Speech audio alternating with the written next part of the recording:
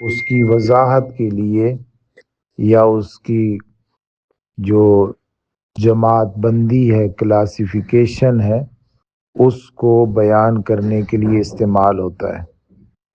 ہر آدمی جلدی جلدی رب کے پاس ملاقات کے لیے بڑھتا جا رہا ہے، اس پر ہم کل بات کر چکے ہیں۔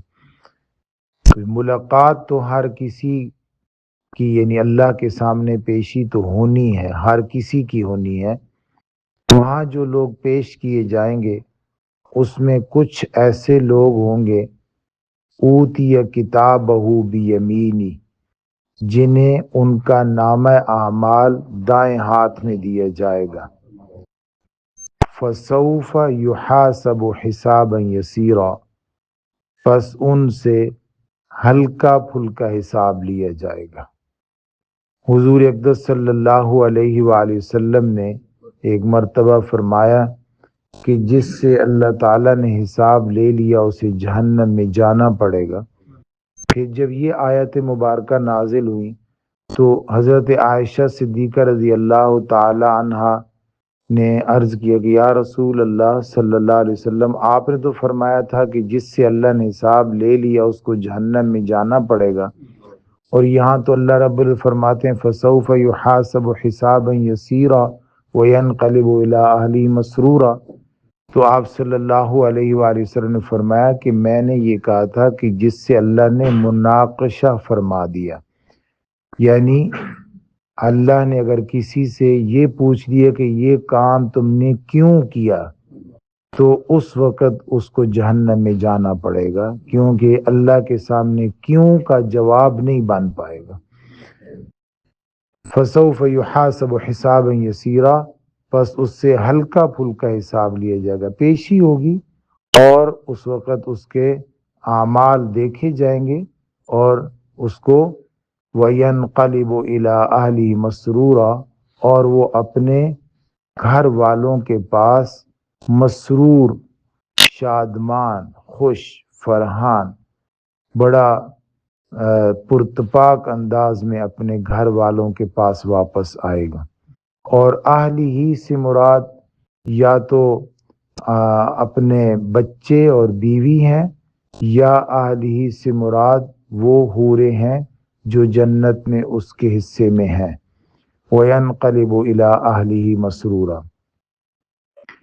اور فرمایا گیا ہے کہ دوسرا حصہ وہ لوگ ہیں جو رب کے پاس پیش کیے جائیں گے، اور وَأَمَّا مَنْ أُوتِيَ كِتَابَهُ وَرَاءَ ظَهْرِهِ، جن کو ان کا نام اعمال پیٹھ کے پیچھے سے پکڑایا جائے گا۔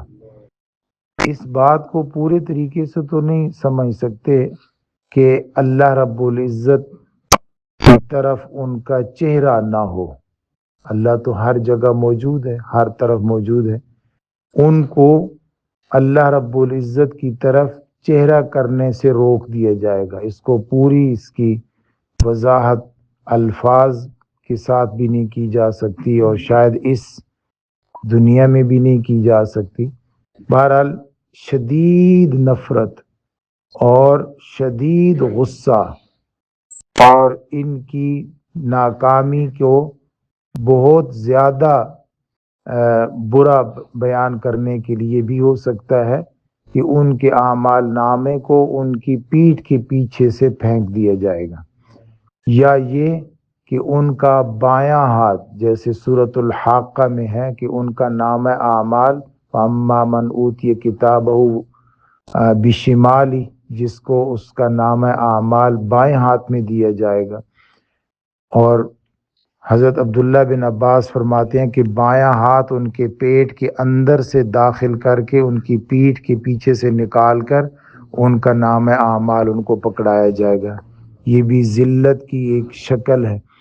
وَأَمَّا مَنْ أُوتِيَ كِتَابَهُ وَرَاءَ ظَهْرِهِ فَسَوْفَ يَدْعُو ثُبُورًا، پس وہ موت کو بلائیں گے، موت کو۔ اور سورۃ الفرقان میں اللہ رب العزت فرماتے ہیں کہ وہ موت کو پکاریں گے اور انہیں کہا جائے گا آج ایک موت سے تھوڑی جان چھوٹ جائے گی، آج تو کئی موتیں مانگو۔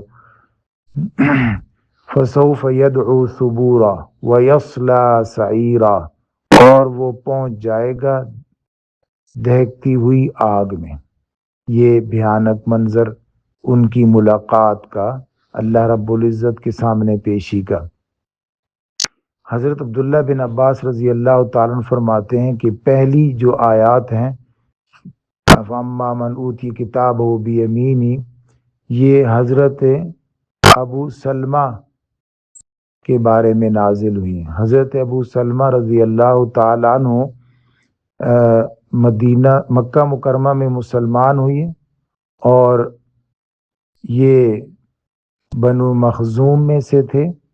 انہوں نے پہلی ہجرت حبشہ کی طرف کی اور پھر مدینہ طیبہ میں سب سے پہلے مہاجر یہی تھے، اور انہوں نے غزوہ بدر میں بھی حصہ لیا، غزوہ احد میں بھی حصہ لیا۔ ان کا دایاں ہاتھ زخمی ہو گیا تھا اور اس کو زخم کے اوپر جو دوائی وغیرہ لگائی گئی تھی، اوپر سے دوائی لگائی گئی، اوپر سے زخم ٹھیک ہو گیا تھا۔ پھر ایک چھوٹی سی مہم پر حضور اقدس صلی اللہ علیہ وسلم نے انہیں سپہ سالار بنا کر بھیجا۔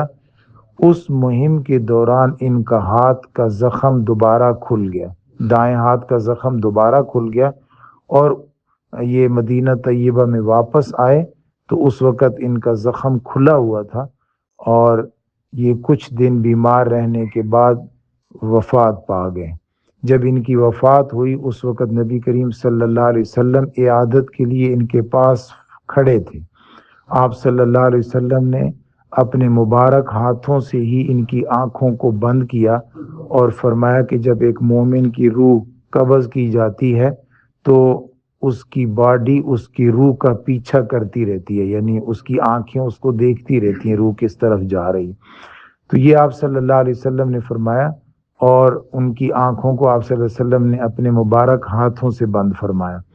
تو یہ آیات جو پہلی آیات ہیں، یہ اما من اوتی کتابہ بیمینہ، حضرت عبداللہ بن عباس فرماتے ہیں کہ حضرت ابو سلمہ کے بارے میں نازل ہوئی۔ حضرت ابو سلمہ کے دوسرے بھائی اسد ہے ان کا نام، اور اسد بن ابو الاسود، یہ اسد کے بارے میں اگلی آیات نازل ہوئی۔ یہ اسد جو ہے مسلمان نہیں ہوئے، اور غزوہ بدر میں حضرت حمزہ رضی اللہ تعالیٰ عنہ کے ہاتھوں سے قتل کیے گئے۔